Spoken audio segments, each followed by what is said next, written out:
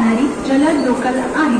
ही local Dombivli, Thane, Vikhroli, Kurla, Dadar, Byculla या स्थानकांवर थांबेल। प्लॅटफॉर्म क्रमांक 6 की लोकल 7:30 की छत्रपति शिवाजी महाराज टर्मिनस जाने वाली तेज लोकल है। यह लोकल डोंबिवली, ठाणे, विक्रोली, कुर्ला, दादर, भायखला स्थानकों पर रुकेगी।